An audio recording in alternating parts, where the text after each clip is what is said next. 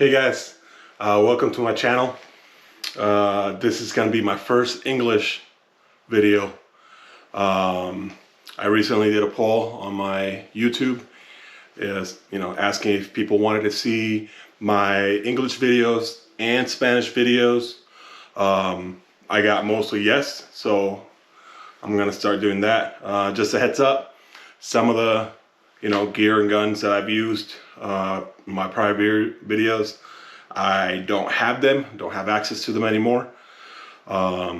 So I will do what I can with the ones I have so far, and we'll go from there. But to start off my English videos, I must bring out one of my favorite guns nowadays. Clear, no magazine, no ammo. All right, this is the Zastava Z92. It's a 7.62 by 39 AK model. It's a Yugo Serbian model. It's about the barrel. It's a 10-inch barrel. This isn't what it came as. I will post a picture somewhere around here what it looked like when I first got it. That way you can actually see the process that it took me to get here. So this, I bought it myself. Nothing on this gun was given to me for free. Everything has been paid for me. So let's get started. Up here in the muzzle, we have a Manticore Arms flash hider, 30 cal. It's specifically made for the Yugo pattern, 26 by 1.5 left-handed. I switched this because the original muzzle device was a booster, and that thing absolutely blinds you when you shoot it, especially at night, and I'd like to do a lot of night shooting. So this did a lot to tame the blast that comes from it. Obviously it's a short barrel, so there's still gonna be some flash, but this thing is phenomenal. I will leave a description of all the things on here on my actual description, so you guys can see. If I have a link for it, I will leave it there too. Next here, we have the Mod Light PLH V2. It's phenomenal head. Phrasing. There are other ones just, really good, not as expensive, but sometimes I want to splurge and get something that's a little higher up there. So next, the body, it's a Adable, the Adable 350. So basically it takes one single 123 battery, and then we have the Surefire as the mount. Right here I have a offset Arisaka Picatinny mount. I wanted to do offset because it fits perfectly right here with the my purse 4, and it lets me hide my sling right there in between, so it looks pretty slick. So far this works pretty well. Moving on to the purse. It's purse 4, full power laser. So green laser. There you go. And I turn IR if you could see, but doesn't matter. I've had this laser probably going on to almost 3 years. Thousands of rounds between my AR-15 that I had it mounted on there. Once I got this AK, I put it here, and it's gone through maybe another couple thousand. Probably closer to 15. Because the first 500 rounds I shot with this, give or take around 500. I had the wooden guards. I still hadn't gotten my rail, which moves me onto my rail. It's SLR 7.1. So I love this rail because slash handguard because it does a couple things. One, it allows you to mount different accessories to it, such as, you know, the light, laser, clicky pad, and, you know, lets you put grip. And it's a lot smaller, more comfortable than the actual handguard that comes with it. Nothing against it. It was meant to look original, but I like to be able to mount things on my guns. Two, you can see in there, inside of the top rail slash gas tube, it has vents in there. A lot of people hate because it's so far, you know, there's a big opening in there. It doesn't bother me because the more open it is, the more airflow, the more heat it can dispense, that's why those fins are there, to bring up the surface area and be able to disperse that heat more effectively. This also is super stable. It does not move. It's really easy to put on there. It's expensive. It's cost me over $300 for all of it, but I can honestly say it's worth the price that I paid for it. Second, mod button right there. You know, nothing else to say. I like to use those buttons. I think that if you train correctly, you're not going to have a negligent discharge with your light. You kind of have to really purposely hit that button, shift it to front, shift to the back, shift it to the side. I mean, in my opinion, it's kind of hard to. Everyone has their own opinion. Cable management, Arson Machine, they make some phenomenal cable management system. They have your regular Picatinny one. They also have some N-lock ones that I like. Those are on my AR-15. That's probably the next video I'm going to be making. Moving on to here, actually, have a Holosun, the HS403R, just regular red dot. It works great. I've beaten it up a little bit, took it to a class, worked no problem. This has probably 1,000 rounds on this because it got installed after my my rail and my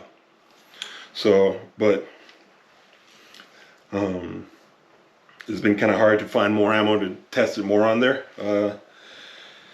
First, when I got this, it's not an issue with the red dot. Actually, it's kind of an issue with the rail that comes in the Z92. So when I got it, it actually ended up coming out on me a little bit. Not to the point where my optic fell, but it started to rattle. It started to lose zero, and I thought it was my optic. Nope. I come to look at it. It came out. The issue was that when they sent this, they had so much lubrication oil in here that it actually had seeped into the threads and made the screws back out. No problem. Took them out, cleaned all the oil off of them, and Loctite them. Been fine since then. Next, just a regular spring in there. What I did change was the piston. It's a K&S piston, adjustable. That works wonders to tame the recoil because it is a short little gun, and it kicks quite a bit. With that, I was able to tame the recoil. This is probably one of my newer things on here. I'd say less than 500 rounds.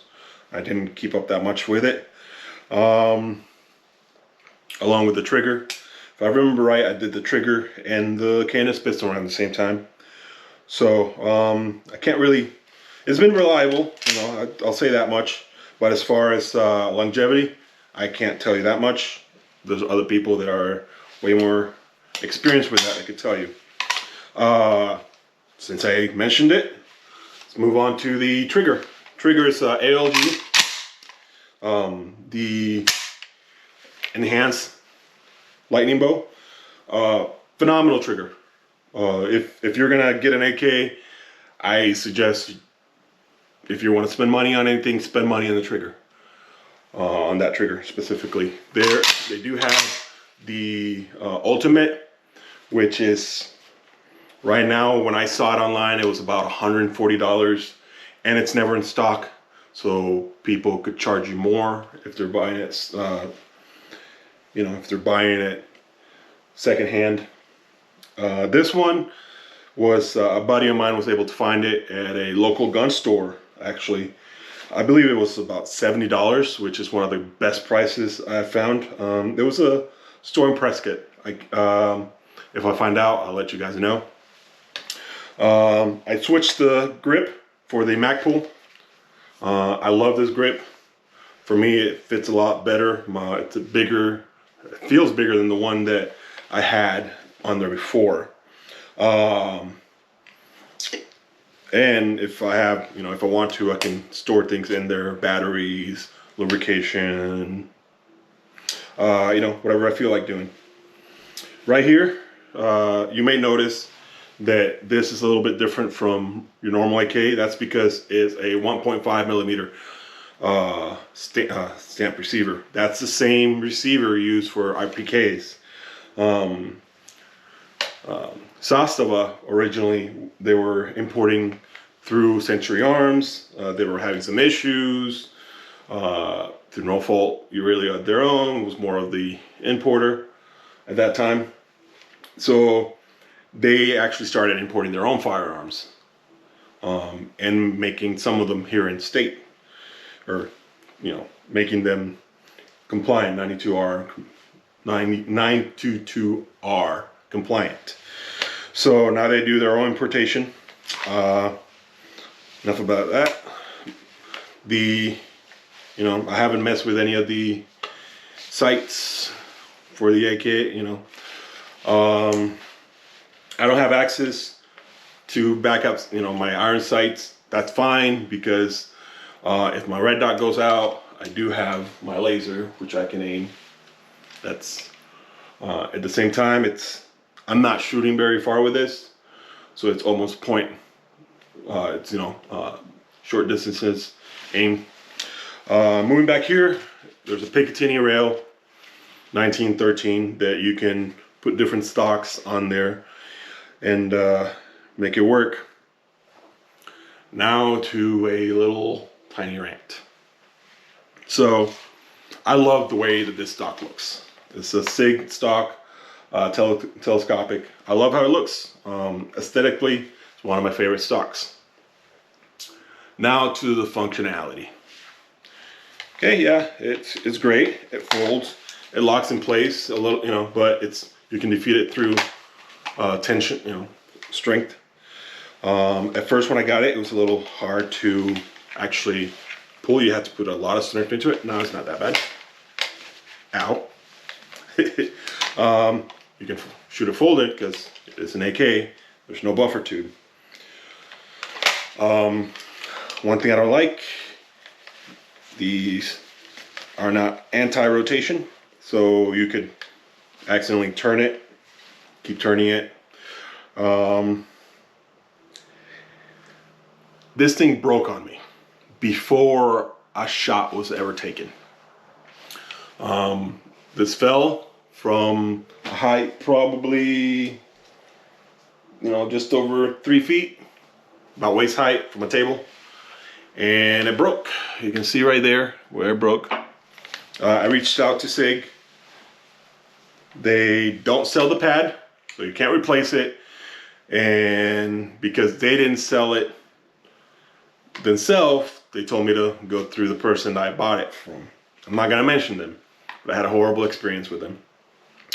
When I first talked to them, they say, oh yeah, we'll fix it. You know, talk to SIG. If they don't fix it, we'll fix it for you. SIG said no, went back to them. They told me, oh, yeah, no, we can't fix it. I was like, you guys say you could fix it. It's like, no, but you actually reach out to us after the 30 days was over, so we can no longer help you. It's like, no, I reached out to you within 2 weeks. You guys didn't get back to me within a week. And now we're having this argument that's this conversation that's taking another week, because anytime I message you, it takes me over 2 days to respond. And I'm still within 2 days of my, 30-day warranty. It's like, oh, well, we can't cover it. Whatever. Ended up having to epoxy it. No big deal. Still works. Works better than the original now, I guess. But not like I could ever replace it. That's a bad, that's all the bad thing I got to say about it. Other than that, it's okay. It's got multiple ways to mount the sling. Whether you're a lefty, righty, or you like to have it on the same side.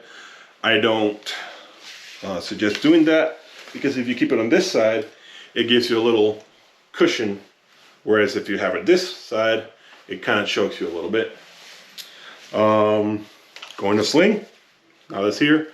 Ferro Concept Slingster. Personally, my favorite sling. Not that there's anything bad about other slings. This is just my preference. Yeah, that pretty much covers it. Oh, I 3D printed that hand stop. My 3D printer back there. So it's worked out well so far. Probably one of the cheapest / best things I've printed. Well, if you made it this far, thank you for tagging along with me. Welcome to this new part of my channel. Have a great day. Love you guys. Bye.